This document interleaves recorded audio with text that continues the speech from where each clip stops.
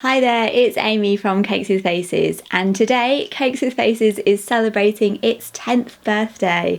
So I've got something a bit different for you. I'm going to tell you the story of Cakes with Faces, how it started and how I started my YouTube channel. And there will be a little bit about Japan because that is part of the story. And there's new Japan videos on my channel every other Thursday if you want to subscribe. If you like my designs, you can get them from cakeswithfaces.co.uk with worldwide shipping, and I've brought out some special 10th birthday items. Lots of them will make good Christmas presents. I actually can't believe it's been 10 years.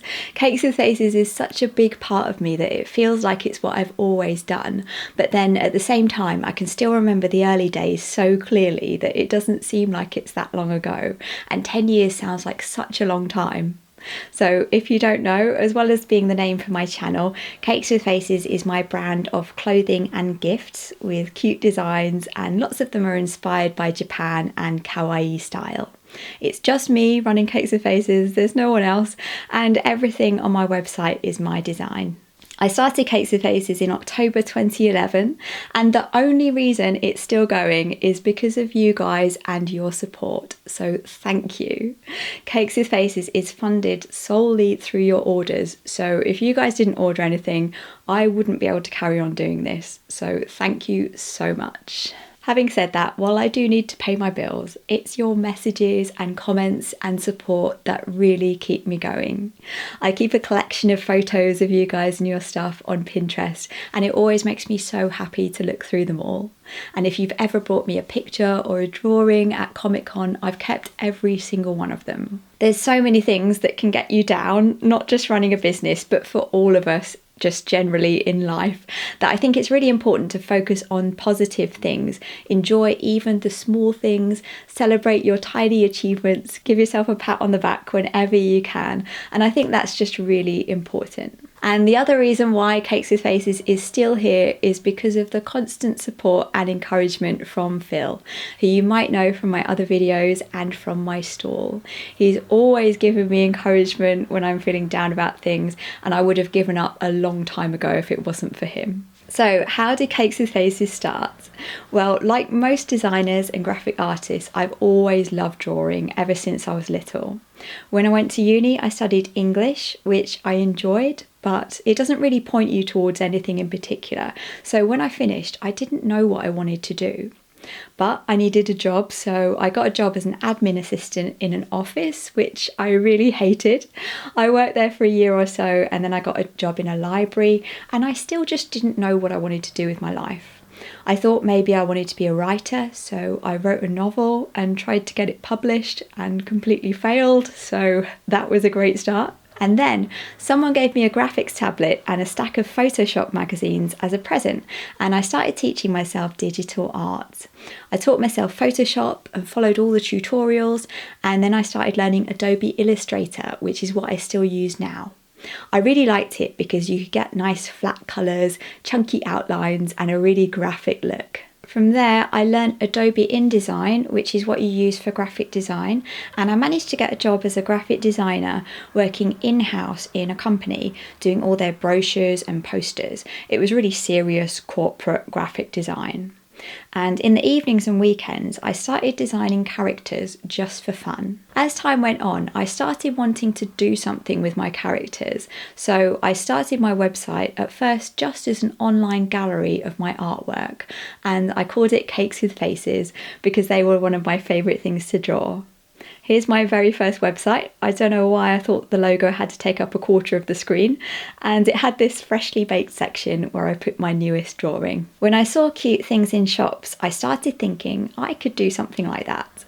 And when I went to Comic-Con, I saw all the artists in the comic village, and I started dreaming of having my own range of t-shirts and blind box figures like Kid Robot, which is something that still never happens, but maybe one day. So I just kept thinking about it, and in the end I just decided to go for it. I booked a stall at MCM London Comic Con in October 2011, which gave me a deadline to get everything ready by. I got some t-shirts made. To start with, there were 5 designs. I got some badges, prints and some cards. And at the same time, I started my online shop, and I also made a cosplay of Zero Louise to wear at Comic-Con, which, as you can imagine, was a lot to get done. It was a big risk, which it still is now when I bring out new things, because you have to get everything made before you know if anyone's going to buy it. And at the time, I really didn't know what I was doing. Here's my first stall in the Comic Village at Comic-Con. I think it looks kind of messy now, but you've got to start from somewhere. When the show opened on Friday, it was really nerve-wracking because I didn't know if anyone would like my designs, and I was so relieved when someone finally wanted to buy something. I can still remember my very first customer, and she still pops up on Facebook in the comments. She's really lovely, so a special thank you to you. So Comic-Con is 3 days long, and the next morning the organisers came along to my table and said I shouldn't have a stall in the Comic Village because I had too much stuff and I had to upgrade to a regular exhibitor table. So I switched to a different table, and 10 minutes before the show opened on Saturday, I had to haul all my stuff across the hall and set the stall up all over again. I learnt so much at that first show. It didn't go amazingly well, but it went okay. I made my table money back, and I made enough to book my next stall. From there, I went on to do Hyper Japan, Thought Bubble, and MCM Comic Con in London and Manchester. Every time I tried to bring out something new or make my stall a tiny bit better in some way. And as time went on, I got a better idea of what sort of designs worked well. It's a bit like a Venn diagram. On one side there's designs and things that I like, and on the other side there's designs that I think people might want to buy, and if it's in the middle in both categories, that's something that will get made. So there's no point making things if I don't think anyone's going to like them, but also I'd never make a design that I don't personally like myself. Not everything went well. Once I went to an alternative fashion trade show, which is where shop owners come along to order stock to sell in their shops, and pretty early on it was clear that no one was really interested, but the event was 3 days long, so I had to stand there on my stall for 3 whole days with no one talking to me, and I went home with 0 orders. And Comic-Con doesn't always go well either. There was one time when I'd upgraded from a table to a larger booth, so I had to get loads of things ready, and I thought it was going to be really busy, so I got my friends to come along and help, and it was really quiet. The show went really badly. But sometimes these things happen, and you have to just carry on and not get disheartened. And online as well, there's been times when my designs have been stolen or other people have copied them, and it's just really horrible that some people seem to think it's okay to take other people's work and pass it off as their own. I always do what I can to get them taken down, and it always helps when you guys tell me about them when you spot them. There's also been lots of good things, like the time I won a TV advert in a competition. I had to make a 15-second video, which is really short, and it was shown for a week on Sky TV. I got loads of orders, which was amazing, but what was also amazing was I got to reach lots of people who otherwise would never have heard of Cakes with Faces and might not normally have bought from an independent business. And when I was packing them all up, I realised how important it was to me to show them how special it is to buy something from the person who designed or made it. So at the time, I was using all my evenings and weekends to do Cakes with Faces. I still had a full-time job, and I was using all my holiday to go to Comic-Cons. It was really exhausting, and I started thinking, could I make a living from this? I asked my job if I could go part-time, and they said no, and I wasn't earning enough from Cakes with Faces to support myself. So I started saving up. Phil was also working full-time, and he agreed to help support me, and we both live off one salary for a while and make it work. After saving up and thinking about it for a long time, I finally decided to quit my job, which was a really scary decision. No more paychecks. It was really nerve-wracking. I also did some freelance graphic design work, and I've actually only just given up the last of that this month. I had a really nice client, but I just don't have the time anymore. Everyone should follow their dreams, but you do need to be sensible about it and make sure you can live. And because I worked full time for so long when I started Cakes with Faces, and because of my freelance design work, that meant I didn't need to rely on it financially for quite a long time. So I could invest what I'd made back into making new stuff and improving things. I thought that after I quit my job, I'd have loads of free time, but in reality, I still spent pretty much all my time on Cakes with Faces. I worked really hard. Lots of people think that as a designer I must spend all day drawing, but in reality that's the smallest part of what I do, although it is the best part. There's so many other things. There's packing up orders, answering emails, customer service, taking photos, finding suppliers, updating my website, doing accounts. There's so many things. Lots of them I do enjoy as well, some of them I don't, but it's definitely a labour of love. On to Cakes with Faces, the YouTube channel, and how that started. I started my channel in 2014, just after I quit my job. It might sound bad, but at first I started it as a way to promote my business. Lots of people say when you have a business, you just start a channel and make videos. But since then, it's turned into so much more than that, and it actually kind of changed the direction I was going. So I thought, what should I make videos about? And something that I'm interested in, and that you guys are also interested in, is Japan. I'd first gone there in 2010, and I started a series called All the Best Stuff is from Japan, just like my t-shirt design. I told news stories and funny and interesting things about Japan with a bit of language thrown in. I'd never made a video before, and I filmed the first episode 3 times before I was happy with it.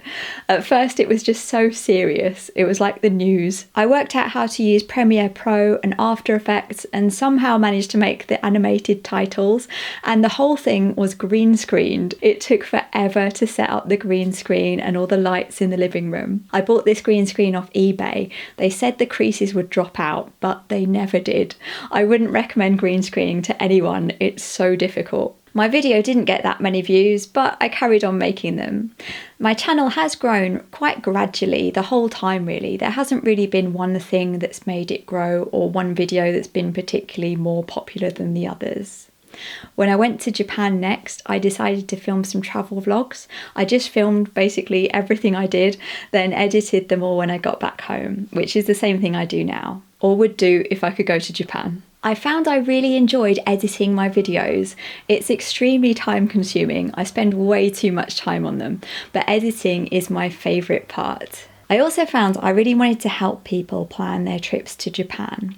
I could remember when I first went there how confusing it was and how many things I wanted to know, and I just found I really wanted to help other people to plan their trips and help them know what to expect. I also really wanted to share all the places in Japan that you never really hear about, so all of that became my motivation for making videos, and it was also the motivation for writing my Japan travel guidebook, which was my Kickstarter project and the big thing for Cakes with Faces in 2020, and I was so happy that you guys all came out to support me on that huge project.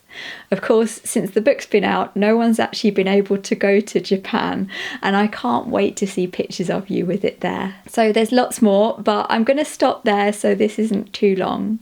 I can't believe it's been 10 years. Thank you again for making this happen and being part of the story. I think it's really amazing there's people who followed Cakes with Faces along for so long and been there since the start.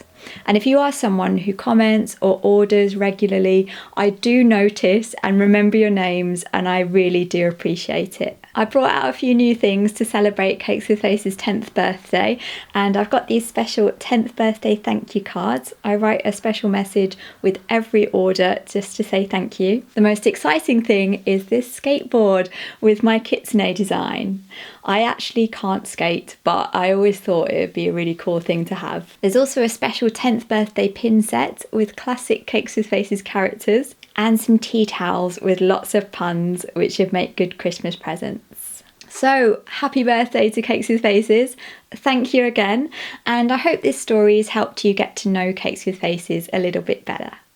And I'll see you not next week, but the week after on Thursday. Bye bye.